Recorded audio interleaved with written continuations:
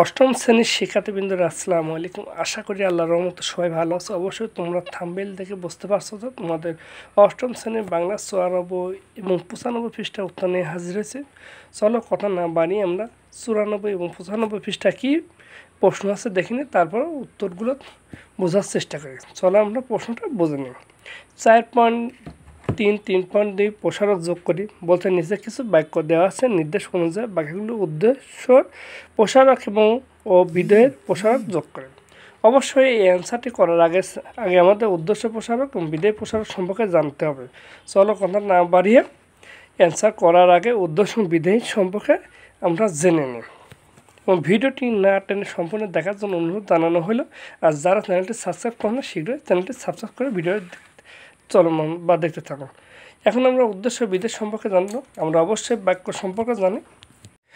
আমরা জানি যে বাক্যের কয়টা অংশ থাকে, দুটো অংশ থাকে। যেমন সেন্টেন্স সম্পর্কে যাদের জ্ঞান আছে দেখছে না, সেন্টেন্সের দুটো অংশ, যেমন উদ্দেশ্য বিধেয়, অর্থাৎ ইংরেজিতে বলে সাবজেক্ট এবং হচ্ছে প্রেডিকেট বলাই। তাহলে আমরা উদ্দেশ্য বিধেয় সম্পর্কে জানি। উদ্দেশ্য কাকে বলে? কোনো বাক্যে যাকে উদ্দেশ্য করে কিছু বলা হয় তাকে উদ্দেশ্য বলে, যাকে ইংরেজিতে বলে সাবজেক্ট বলা হয়। জনি বই পড়ে, এই বাক্যে জনি হলো উদ্দেশ্য, অর্থাৎ যার সম্পর্কে বলা হয় সেই হচ্ছে উদ্দেশ্য। বিধেয় আর যাকে যা কিছু বলা হয় সেটাই হচ্ছে কি? বিধেয়। অর্থাৎ সাবজেক্টের পরে বাদবাকি যা সবগুলোই হচ্ছে বিধেয়। আমরা অবশ্য উদ্দেশ্য বিধেয় সম্পর্কে জানলাম শর্টকাট। উদ্দেশ্য প্রসারকের উদাহরণ এবং বিধেয় প্রসারকের উদাহরণ তুমি নিজ বই থেকে পড়লে তুমি অবশ্যই বুঝতে পারবো কতটুকু উদ্দেশ্য কতটুকু বিধেয়।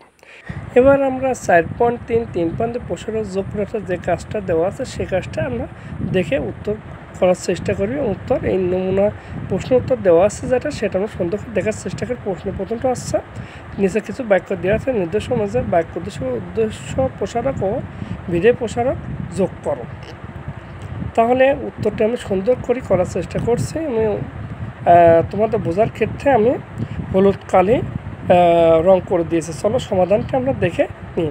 1 নম্বর বলছে যে বাতাস বইছে, উদ্দেশ্য প্রসারক, অর্থাৎ যাকে সম্পর্কে কিছু বলা হয় সেই উদ্দেশ্য। তাহলে নদীর পাড়ে বাতাস বইছে। 2 নম্বরে বলা হয়েছে যে সুমি কোথায় গেল, উদ্দেশ্য প্রসারক যোগ করতে হবে, অর্থাৎ সাবজেক্টে লাগাতে হবে। জনির ছোট বোন সুমি কোথায় গেল, তাহলে উদ্দেশ্য লাগালাম। এবার 3 নম্বর উত্তর বলা, সিরাজ উদ্দৌলা অল্প বয়সে সিংহাসনে বসেছিল, উদ্দেশ্য প্রসারক যোগ করতে বলেছে। এবার আমি লিখে দিচ্ছি, দেখো হলুদ কালি দিয়ে মার্কিং করে, এটাই হচ্ছে উদ্দেশ্য প্রসারক যোগ করে দিয়েছি। বাংলার শেষ নবাব সিরাজ উদ্দৌলা অল্প বয়সে সিংহাসন বসেছিলাম। অবশ্যই তোমরা উত্তরটি বুঝতে পারছো এবং দেখতে পারছো, সুন্দর করে বোঝানোর চেষ্টা করছো। যারা ভিডিওটি দেখে এখনও চ্যানেলটি সাবস্ক্রাইব করবেন তারা শীঘ্রই সাবস্ক্রাইব করুন। 4 নম্বর পাখি ওড়ে, এখানে বিধেয় প্রসারক যোগ করতে বলছে, অর্থাৎ উদ্দেশ্য না। পাখি নীল আকাশে ওড়ে, সুন্দর করে দেওয়ার চেষ্টা করছে। এটা নমুনার প্রশ্ন উত্তর হিসেবে তোমরা এটা উত্তর হিসেবে লিখতে পারো এবং নিজে নিজে উত্তর করতে পারো, কোনো সমস্যা নেই।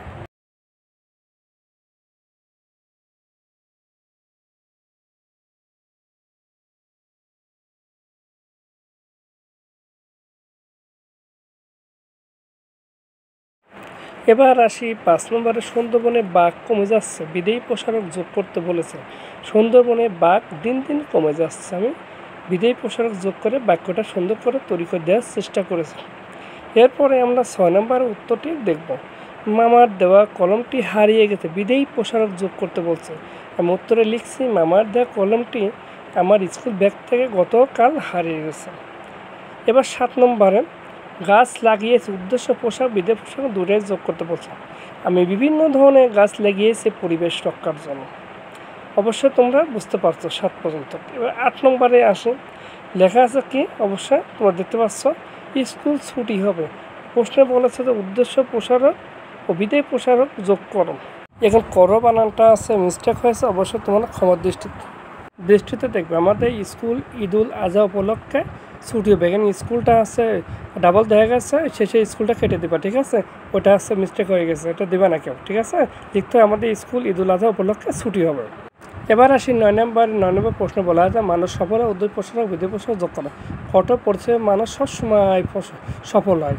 আমরা কিন্তু যেগুলো উদ্দেশ্য বিধেয় প্রসারক যোগ করছে ওটা হলুদ কালার দিয়ে রং করে দিয়েছি তোমাদের বোঝার সুবিধার্থে। এবার 10 নম্বরে আছে বাতাস ঠান্ডা, কেন উদ্দেশ্য প্রসারক ও বিধেয় প্রসারক যোগ করতে বলেছে। কোনো বানান যদি ভুল ভিতরে থাকে তাহলে ক্ষমা দৃষ্টিতে অবশ্যই দেখবা। কারণ কঠোর পরিশ্রম করে তোমাদের জন্য ভিডিওটি করছে। অবশ্যই ভিডিওর ভালো লাগলে লাইক দেবেন, চ্যানেলটি সাবস্ক্রাইব করবে এবং কমেন্টের মাধ্যমে জানিয়ে দেবে কে কোথা থেকে ভিডিওটি দেখছো। 10 নম্বর বলা হচ্ছে বাতাস ঠান্ডা, তাহলে আমি উত্তরে করছি শীতকালে বাতাস খুবই ঠান্ডা। এই হলো তোমাদের 94 এবং 95 পৃষ্ঠায় অ্যান্সার। আমি তোমাদের জন্য এই ভিডিওটি উপস্থাপনা করছি। ভিডিওটি ভালো লাগলে লাইক দিবে। অবশ্যই তোমরা কে কোথা থেকে ভিডিও দেখে রেসপন্স বা কমেন্টের মাধ্যমে জানিয়ে দেবে। তোমরা নিয়মিত ভিডিও দেখবে এবং আমার চ্যানেলের পাশে থাকবে। আর যারা চ্যানেলের পাশে আসেন তাদেরকে অসংখ্য ধন্যবাদ। তাদের সব সময় জীবনের মঙ্গল কামনা করে। আর তোমরা অবশ্যই যে অ্যান্সারটি করবা বইটা ভালো করে পড়ে বুঝে চেষ্টা করবা। আর উদ্দেশ্যে বিধয় নিয়ে এর আগেও আমি একটা ভিডিও করেছিলাম, আমার চ্যানেলে ঢুকে ভিডিওটা দেখা অনুরোধ জানানো হলো। এবং পিছনে 94 পৃষ্ঠার আগে যে ভিডিওটি করছি সেগুলো অ্যান্সার আমার চ্যানেলে দেওয়া আছে। সবাইকে সেই ভিডিওগুলো দেখার জন্য আমন্ত্রণ জানানো হলো। সবাই ভালো থাকবে। আল্লাহ হাফিজ। আসসালামু আলাইকুম।